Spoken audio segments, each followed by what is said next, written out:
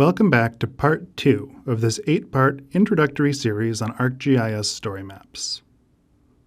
In this video, we'll cover navigating to the StoryMaps editor and setting up your cover image, title, and theme. Before we get started, a quick note on file organization.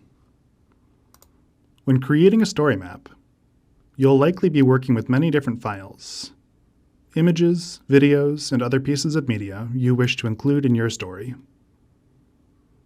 You'll thank yourself later if you gather all these files together in one place before you get started. The example story I'll be creating throughout this series is centered around the history of the Iowa State University Library. To that end, I've created a folder saved to my desktop called StoryMaps Media that includes images that I want to use in that story. To get started, navigate to isugisf.maps.arcgis.com.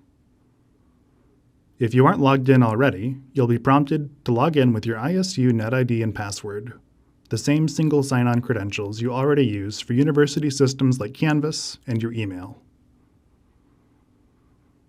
Once logged in, you'll find yourself on the Iowa State University ArcGIS Online homepage. If you plan to use any ArcGIS Online tools frequently, it's a good idea to bookmark this page. Once you're logged in, click the 9-dot grid at the top of the screen and find the teal StoryMaps icon. It's usually near the top. Click it to open StoryMaps. On this landing page, you'll find any StoryMaps content that you've created in the past. If you've never used StoryMaps before, this page will look pretty empty, but that's okay. Let's go ahead and create our first story. Click the plus Create button in the top right and select Story. You're now in the StoryMaps editor. The first thing to do is set up your cover. Click Add Cover Image or Video. Navigate to the folder where you've saved your media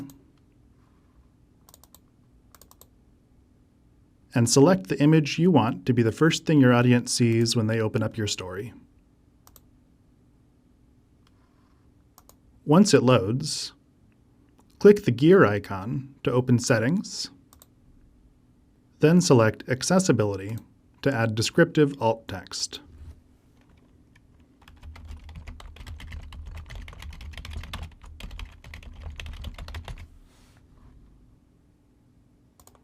Alt text is a written description of an image that allows screen readers to convey its content to blind and low vision users.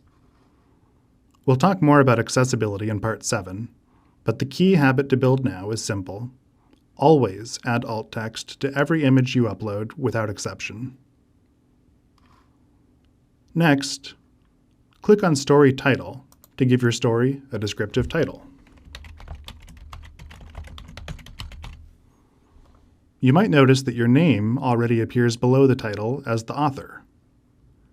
Click it to edit how it appears. For example, to add a co-author, include your title,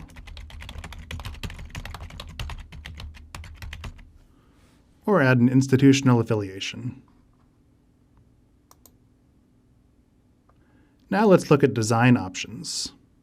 Click Design in the top bar. Under Cover, 6 icons show different layout options for your title and cover image. Try each one to see how they look and choose which one you think works best.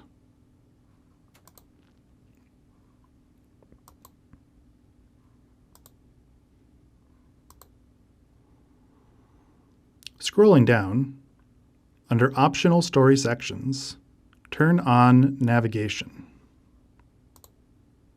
This adds a bar just below your cover that lets viewers jump to your top-level headings throughout your story, essentially building a table of contents.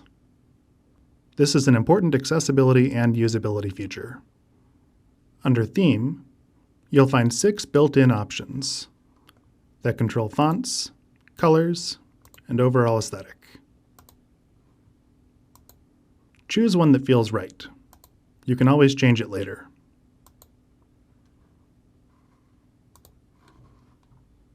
Before moving on, click Preview at the top of the screen and select Yes, Continue.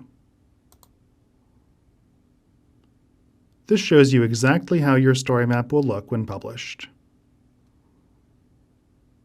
In the bottom right, you can toggle between desktop, tablet, and smartphone views. It's important to check all three regularly as you build, since content that looks great on a desktop can behave unexpectedly on a phone.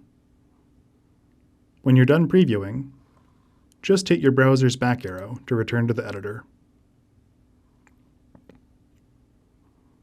Next, in part 3 of this series, we'll look at how to add text and media blocks to your story.